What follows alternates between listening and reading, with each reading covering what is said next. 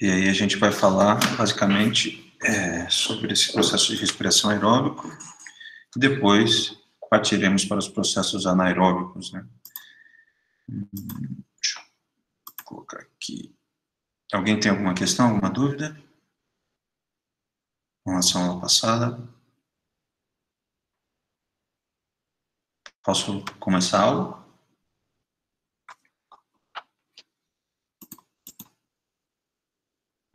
Pode sim, professor. Qualquer coisa, estou aqui com o chat aqui do lado e vocês, se vocês não entenderem, vocês pedem para eu explicar, ou, enfim. Deixa eu abrir aqui o slide. Vamos falar sobre processos microbiológicos e metabolismo. Você sabe que a respiração, né, para muitos, tem muitos mecanismos descritos, que são representados, né, pela respiração, tanto pela respiração aeróbica quanto anaeróbica, né? Quando a gente pensa, né, dentro do ciclo, né, a gente sabe que todas as diferentes fontes de energia, né, vocês poderiam me questionar por que uma célula de qualquer ser vivo, a energia, a moeda, né, de troca, a energia para a realização de inúmeros processos são as moléculas de ATP, né?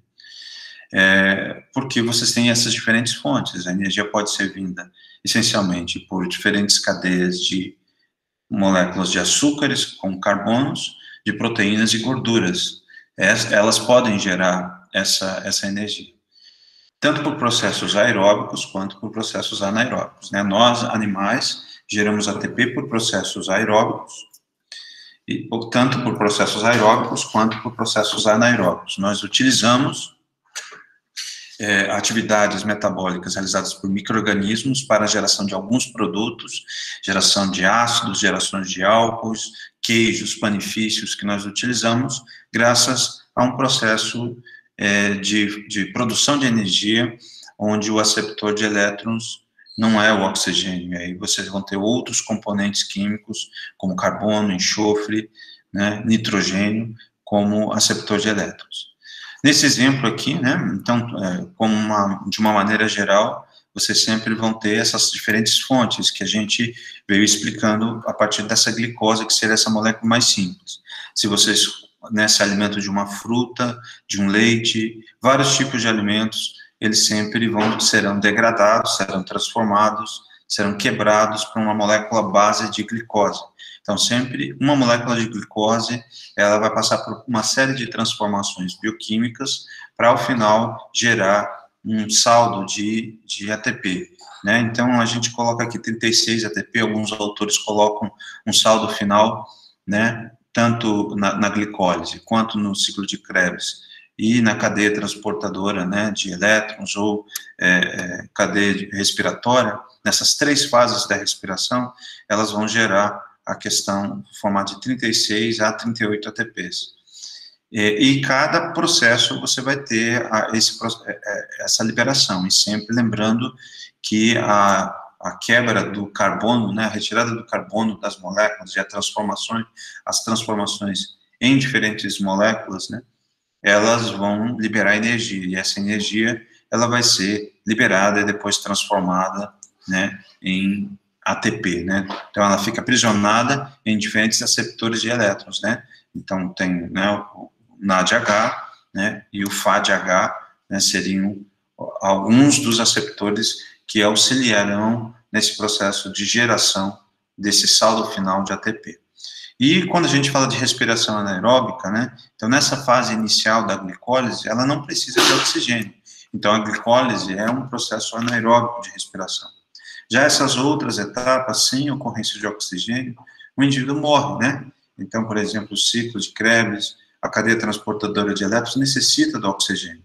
E sem a presença de oxigênio, vocês vão ter outros processos de respiração, fermentativa ou anaeróbica, em que também vão ter a mesma funcionalidade. Então, tanto a respiração aeróbica quanto a respiração anaeróbica, você tem como finalidade a geração de energia para as funções celulares desses seres aeróbicos ou seres anaeróbicos, né? Então, são processos importantes que contribuem para a geração de ciclos. Aqui eu coloquei como exemplos, né, outros aceptores de elétrons diferentes do oxigênio. Então, a grande maioria dos micróbios do solo, eles são aeróbicos. Você precisa ter poros, você precisa ter oxigênio no solo. E quando não tem, você pode ter outros aceptores para a produção, né, de energia, como, né, o nitrato, o sulfato, né, o dióxido de carbono, o enxofre, que a gente vai discutir mais à frente. Então, em linhas gerais, né, vamos voltar, né, o que a gente comentou um pouco na aula passada. A respiração aeróbica, ela ocorre em 3 etapas, em 3 locais. Então, a primeira etapa, né, o açúcar, a glicose, né, que dá o nome a essa primeira etapa marcada em verde, ela ocorre no citoplasma, o que a gente chama de citossol, tá? A segunda etapa, né, que é o ciclo de Krebs, ou ciclo do ácido cítrico, ela ocorre na matriz mitocondrial. Então, as moléculas, elas vão entrar, seria esse espaço interno aqui da mitocôndria. Reparem que a mitocôndria, ela tem tanto essa parte vermelha, que é a membrana externa, quanto essa membrana interna aqui, que vai dar origem a essas cristas mitocondriais, essas elevações da membrana interna, que seria o local, né, justamente nessas cristas mitocondriais, onde ocorre a fosforilação oxidativa. Tá? Então, as 3 etapas da respiração aeróbica ocorrem aqui, lembrando que o oxigênio é essencial no ciclo de Krebs, ou ciclo do ácido cítrico, ou na fosforilação oxidativa, o oxigênio é essencial para produção de energia, para a produção de ATP, né? Já que esse é o objetivo principal dessa organela. E aí vocês poderiam me questionar, mas professor, você está falando de uma bactéria, e aí como que fica a respiração de uma bactéria, já que uma bactéria não possui essa organela membranosa? Então ela tem, na verdade, uma substituição. A respiração ela vai ocorrer também no citossol dessa bactéria, né, que é um procarioto, e depois essas outras etapas, tanto do ciclo de Krebs quanto a fosforilação oxidativa, vão ocorrer, né, nas cristas, né, que ocorrem da membrana plasmática interna da célula bacteriana, já que ela não tem essa organela, né? Então, essa etapa da respiração, no caso de bactérias, ocorre na membrana plasmática, que é muito importante. Eu falei sobre isso lá em microbiologia geral, tá? No segundo período. Então, na primeira, né, a primeira etapa, a glicólise, ela ocorre no citoplasma, no citossol, onde o que acontece, né? Então, vocês vão ter o piruvato sendo formado, a glicose, ela tem 6 carbono, e quando quebra, ela vai formar 2 moléculas com 3 carbonos, que a gente chama de 2 piruvatos, ou ácido pirúvico. Então, ele vai ter 3 carbonos, nessa primeira etapa da respiração anaeróbica. Então, quando quebra carbono, como a gente falou, como via de regra, você tem a liberação de energia. E é claro que essa energia vai ser capturada por um aceptor de elétrons. Então, aqui seria uma forma oxidada, né? Então, é um processo de oxidação, a respiração é um processo de quebra, de oxidação, para que ocorra a liberação de energia. E aqui a forma reduzida, né? Que a forma oxidada é aqui a forma que houve a captura dessa energia quando você teve a quebra desse carbono. E o significado, né, de NADH seria nicotinamida, adenina de nucleotídeo, né, como ATP, né, adenosina trifosfato, né, que são fontes de captura de energia celular. Então, essa glicólise, como eu tinha falado anteriormente, nessa primeira etapa, é uma reação anaeróbica, né, sem a presença de oxigênio. Ele não é essencial nessa etapa, ela vai ser na próxima etapa, que é o ciclo de Krebs, né, ou o ciclo do ácido cítrico. Então, a glicólise, né, tinha 6 carbonos, então ele vai usar para a quebra, né, geração de 2 piruvatos, esses 3 carbonos, né, 3 carbonos do ácido pirúvico 1, ácido pirúvico 2, ele vai usar esses 2 ATPs e 2 NAD+, e como saldo da glicólise, do ponto de vista de energia, ele vai gerar 4 ATPs, mas só que 2 eles são utilizados para o processo de quebra. Então, na verdade, eu marquei em vermelho, na verdade são 2 ATPs, né? Aqui ele vai gerar 2 NADHs e vai liberar 2 hidrogênios também nessa primeira etapa da glicólise, a primeira etapa da respiração aeróbica, né? Na segunda etapa, que a gente dá a respiração aeróbica, que a gente chama de ciclo de Krebs, ou ciclo, né, do ácido cítrico, né, que está aqui, ó, então ela gera, né, como vocês viram anteriormente, 2 piruvatos aqui. Então, em cima desses 2 piruvatos, né, que tem 3 carbonos cada um, eles vai ocorrer uma reação química, né, 3 carbonos e 2 moléculas de piruvatos, né, vai ocorrer uma descarboxilação, e aí, nessa descarboxilação vai liberar o carbono, olha o carbono aqui. Então, um do carbono de cada um, né, de cada piruvato, ó, por isso que eu coloquei 2 bolinhas, né, 2 bolinhas, 2 carbonos, e vai produzir o 2-acetil, que a gente tem aqui, a molécula sendo intermediária nesse ciclo, no ciclo de Krebs, tá? Então, eram 3 carbonos, passou a ser 2 carbonos, então 2 moléculas de acetil. Esse acetil vai se ligar a uma coenzima, uma coenzima, todos sabem, que é uma vitamina interligada a uma enzima, que é uma catalisadora, que vai acelerar, né, vai se conectar a essa molécula com 2 carbonos, ó. Então, aqui tem os 2 carbonos, e aí vai formar o 2-acetil coenzima, né, 2-acetil-CoA. E nesse processo de ligação, você vai ter, de ligação com 2-acetil-CoA, você vai ter o NAD, né, vai ter a liberação de energia, e aqui você já tem, né, 2 moléculas de NADH que vão estar sendo produzidas aqui, tá? E aí o que vai acontecer, né? O acetil coenzima A, ele vai haver uma substituição dessa coenzima pelo ácido oxalacético. Então, reparem, aqui eu tenho 2 carbonos, aqui eu tenho 4 carbonos mais 2, vai voltar a produzir uma molécula que a gente chama de ácido cítrico, com 6 carbonos, pela substituição desse radical, desse componente aqui do CoA, pela ligação do ácido acético, tá?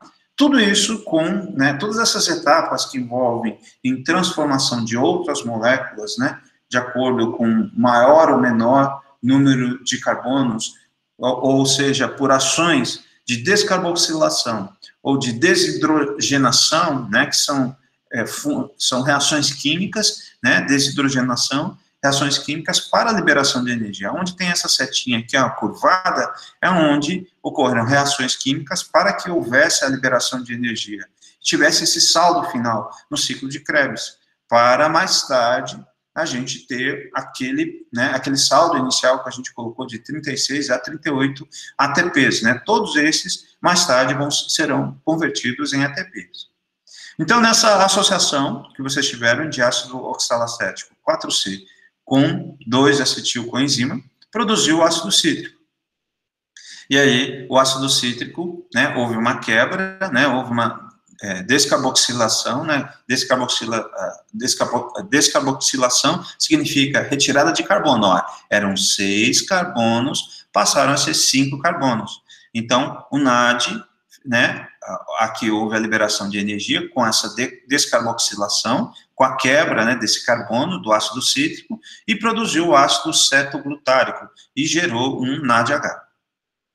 Na próxima etapa, né, do ciclo de Krebs, o ácido cetoglutárico, né, ele também sofreu mais uma descarboxilação. Então, ó, primeira descarboxilação ocorrendo com os piruvatos, a segunda do ácido cítrico, a terceira com o ácido cetoglutárico. E se existe descarboxilação, reduz o número de carbono. Então, também gerou energia. Só que nessa do ácido cetoglutárico, além, né, houve liberação de energia que foi capturada pelo NAD, mas, né, a receptor de elétron, e ela foi acumulada em 2 moléculas, né, uma de NADH e outra de ATP, produzindo o ácido succínico. Então, ele tinha o ácido cetoglutárico, tinha 5 carbonos, ocorreu a descarboxilação, deveria ter colocado escrito aqui, né, descarboxilação, e produziu o ácido succínico 4C, tá?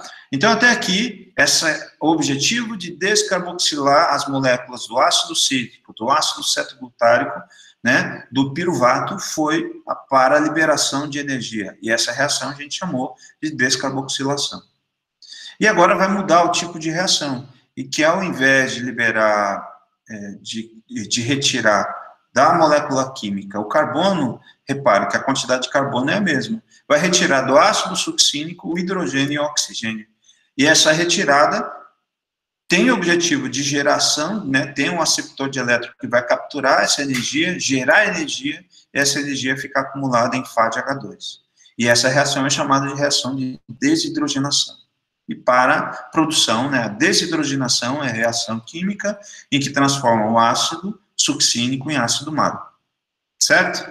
Então, essa é a primeira, né, foram 3 reações de descarboxilação, primeira reação de desidrogenação. E agora nós temos uma segunda reação de desidrogenação, que vai transformar o ácido málico em ácido oxalacético e continuar o ciclo, né, o ciclo de Krebs. E é claro que, para a ocorrência dessa reação, né, lembrem aqui da molécula de oxigênio, é necessário você estar dentro de um ambiente com difusão de oxigênio, tá? Então, o ácido málico, né, vai ocorrer a desidrogenação, ele vai se transformar, vai continuar tendo ainda 4 carbonos, e vai extrair hidrogênio, né, do ácido málico e o oxigênio, e nisso, nessa liberação de moléculas, né, nessa oxidação, você vai ter uma liberação de energia e vai ficar acumulada, né, na molécula de NAD, aqui NADH, né, o correto era NADH. E vai gerar, né, um ácido oxalacético, né, gerando um saldo de energia de moléculas que aprisionam energia de 3 NADHs, 2 ATPs e 2 FADHs. Então, nesse processo, é um processo que necessita de oxigênio devido à perda, né, de carbono para a liberação de carbono, hidrogênio e oxigênio. Né? Então, o que estimula a perda de energia para depois conservar essa energia dentro de algumas moléculas específicas são as reações de descarboxilação que ocorrem com acetil, né, com os piruvatos, para a produção de acetil, com ácido cítrico, com ácido cetoglutârico, e as reações de desidrogenação que ocorrem do ácido succínico e o ácido málico, né, gerando o ácido oxalacético, tá? Então, lembrando que aqui ele associa e continua o ciclo de Krebs, como a gente viu. Então, essa é a segunda etapa da respiração aeróbica. E agora eu vou falar para vocês da terceira etapa da respiração aeróbica, que é a chamada cadeia transportadora de elétron, ou cadeia respiratória, né? Então, se nesse miolo aqui central, né, que a gente estava falando, que é esse local, essa etapa da respiração, na célula, né, de um eucarioto, ela ocorre aqui, né, sobre essa região, né, do citoplasma. Se for uma bactéria, vai ser próximo a essas membranas internas da célula bacteriana, porque as bactérias não possuem mitocôndrias. Então, o que vai acontecer? Então, agora nós temos, já que eu falei no ciclo de Krebs, que o objetivo da respiração é quebrar moléculas para liberar energia, é um processo oxidativo, um processo de quebra. Na cadeia aeróbica também vai seguir a mesma etapa, só que o local agora vai ser diferente. Serão nessas cristas, na verdade seria na superfície dessa membrana interna, né? Nós temos, gravem bem isso, a membrana externa da mitocôndria e a membrana interna. Então nós tínhamos um saldo inicial, né, de 3 NADHs lá do ciclo de Krebs, que a gente falou aqui, 2 ATPs e 2 FADH2. Então, o que vai acontecer? Então, nós temos aqui na cadeia transportadora de elétrons também uma etapa de processos de liberação de energia, que vai ocorrer em algumas proteínas. Então, eu chamei aqui, ó, número 1, né, o complexo 1, né, o NADH-Q redutase, que seria essa enzima, onde eu vou pegar essas energias, e essas energias vão passar por essas proteínas que eu já vou explicar daqui a pouco. Então, nós temos o 1, seria essa proteína aqui, ó, marcada, né, em rosa, seria chamada de NAD-Q redutase. A proteína 2 aqui, né, seria a FADH2-Q redutase, estaria aqui, né, ele não foi, na ilustração não foi colocada. Aqui, o citocromo C redutase, né, seria porque você tem uma proteína, né, para absorver energia do NADH e outra proteína para absorver energia do FADH2, tá? Por isso que a gente tem aqui, ó, aqui está desenhado 4, né, mas são 5, né, 5 proteínas dentro da membrana interna, ó, dentro daqui, ó, dessa membrana interna, tá? Por isso, na verdade, aqui, o que é 2 é 3, né, o professor deveria ter pego uma ilustração mais fiel, né, porque você tem aqui uma proteína para trabalhar, que é como está ilustrado, que é do complexo 1 para o NADH, e outra proteína que é chamada 2, né, do complexo 2, FADH2, aqui eu escrevi errado, tá? É 1, 2, 3, 3.1, 4. E aí, né, quando você tem, né, tanto para esse caso, né, sendo como se fossem fontes diferentes de energia para depois gerarem o ATP no final, que está aqui, as 36 moléculas de ATP. Vocês têm transportadores, né? A quinona, por exemplo, é um transportador dessa energia entre uma proteína e outra, que na verdade é o que explica a cadeia transportadora de elétrons entre o complexo 1 e o complexo 2. Vocês vão ter a quinona, que é uma substância química que vai ajudar essa transferência de energia, e essa seta azul aqui nada mais é que esse processo de transferência de energia.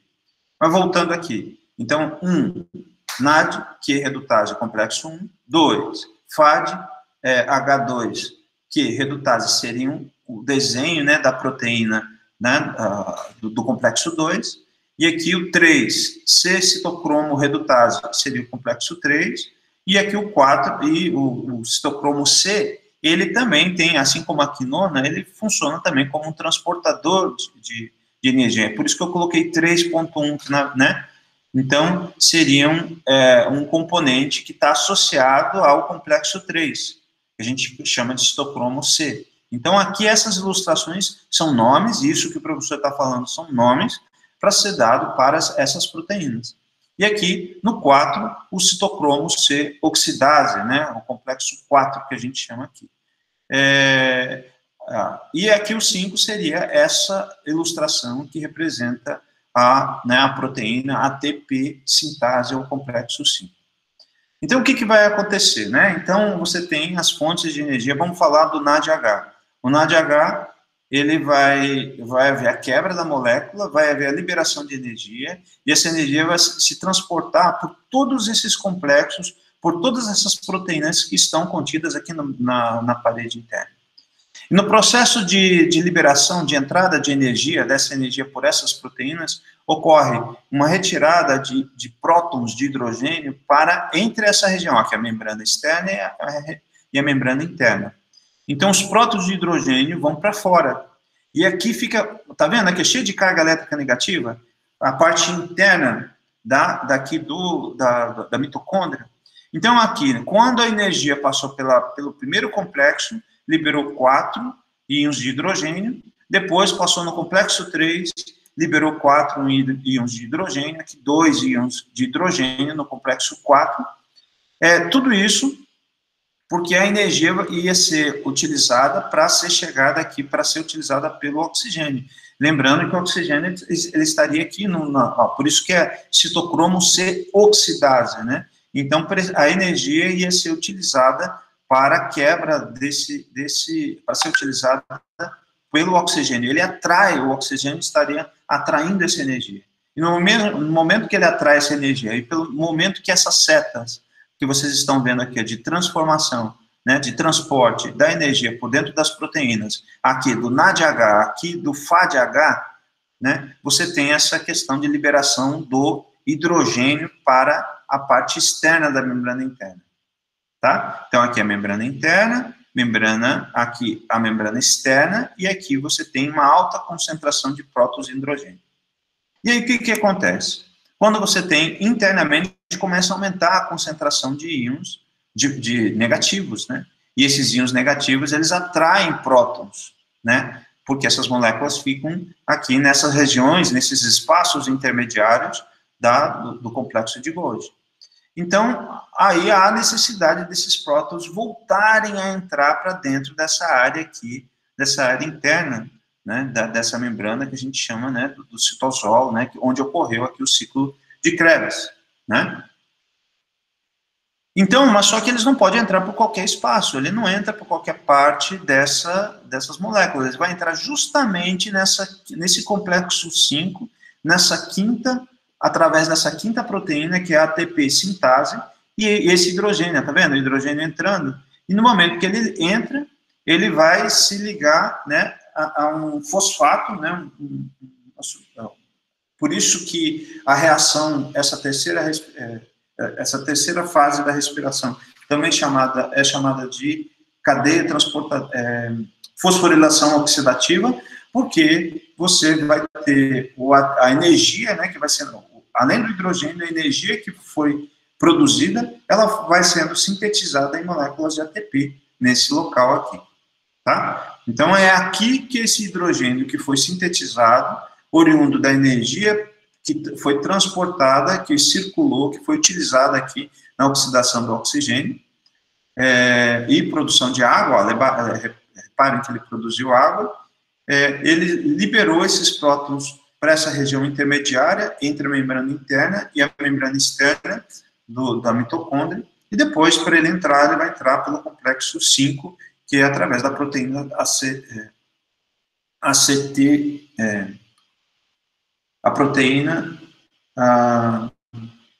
ATP sintase do complexo 5, tá? E aí você tem o processo de liberação de energia. Aqui com maior detalhe, né, dessa mesma ilustração, então você tem todas as cinco fases, né, que vocês encontram aqui para liberação de energia. Então, ocorre a síntese de proteína que se dirige, né, decorrente da introdução desse próton de hidrogênio, da força oriunda da entrada desse próton por essa proteína. Então, o próton entrou, gerou energia, e essa energia ficou acumulada na forma de ATP. Então, de uma maneira geral, a respiração aeróbica, ela tem, uma cadeia transportadora de elétrons. A cada uma molécula de glicose, você vai ter, pelo processo de glicólise, a formação de 2 NADH e 2 FADH2 na glicólise. O ciclo de Krebs vai formar 2 NADH e 6 NADH, e na cadeia transportadora de elétrons, somando, né, essas moléculas que aprisionaram energia, geraram 10 NADHs, né, na cadeia respiratória, que resultaria em 10 ATPs, 2 FADHs, né, que geraria 4 ATPs. Por quê? Porque na cadeia transportadora de elétrons, a cada NADH que foi o substrato da reação aqui, ele sempre gerou 3 ATPs na cadeia respiratória. E cada FADH, né, o FADH2 aqui, ele gerou 2 ATPs durante essas fases de respiração aqui, como saldo, né, saldo positivo na cadeia respiratória, gerando 34 ATPs. E, além, né, de ter sido formado 2 ATPs isoladamente na glicólise, mais 2 ATPs no ciclo de Krebs, somando, seriam 38 ATPs. Então, na verdade, alguns autores colocam de 38 a 36, que seria uma forma correta de saldo positivo de energia gerada por cada molécula de glicose na respiração. Ou seja, aqui o ATP, ele vai gerar, você pode encontrar 36. Por quê? Porque o autor considerou a entrada do piruvato na membrana e o gasto de energia sem, né, a questão dos 2 ATPs gastos no momento que ele se transformou em piruvato, né, a glicose, né, se transformou em piruvato, ela utilizou 2 ATPs, tá? Ela libera 2 para ser usado para gerar o ácido pirúvico ou piruvato no processo de respiração, tá? E agora, né, eu falei sobre respiração aeróbica, agora sobre respiração anaeróbica, né, fermentação, que é um processo, né, onde as bactérias e leveduras, fungos, eles obtêm energia, né, onde o aceptor de elétrons não é o oxigênio,